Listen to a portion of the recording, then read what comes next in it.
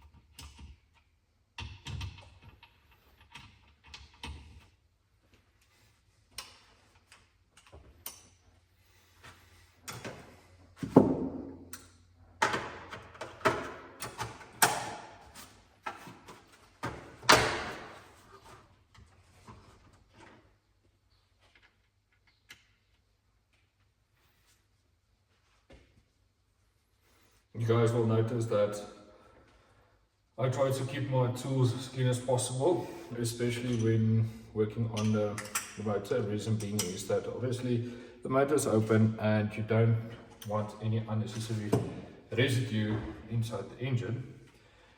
Although you're taking it apart, it just makes it a bit easier when, you know, obviously taking it out and cleaning it up. So yeah, you'll see as well, this is also a spline type of socket. I hope I did say that correct. And yeah, let me quickly take off the conduits here. I'm going to leave the main caps for last. Reason being is that I can actually take out the whole crank and then just the conrods, some pistons, but later. The only problem is we're gonna have to take out the splitters. We don't want to break those. So yeah.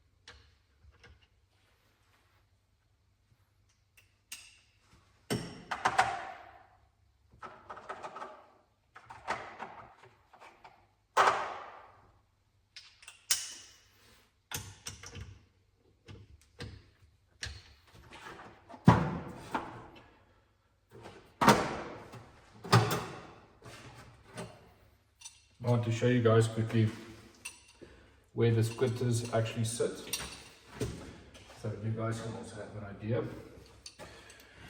If you guys look inside there, it's basically, if you look there, there's it sitting there. So basically you want to remove those before you just take out the engine. If you take those out, then you can take out the crank with the pistons and conrods, and yeah, whichever way is easiest for you.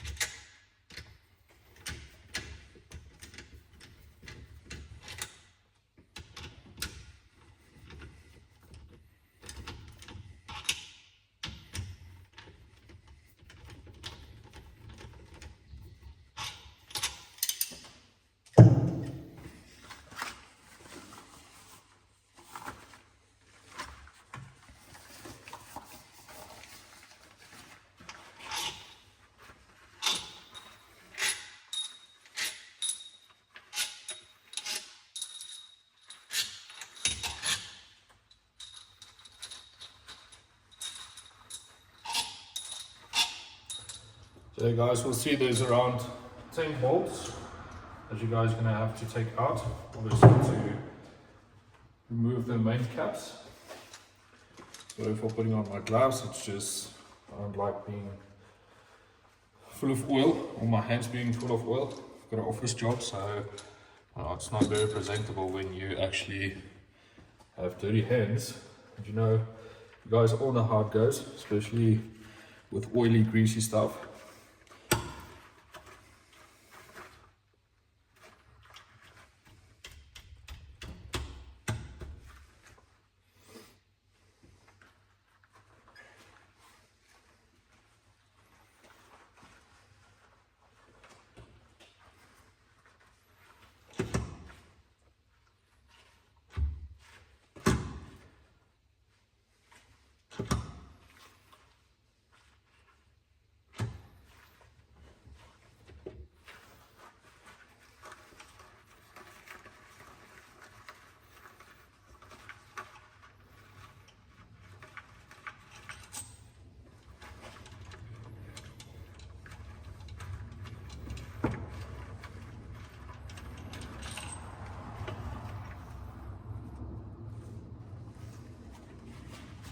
So this is what the conrod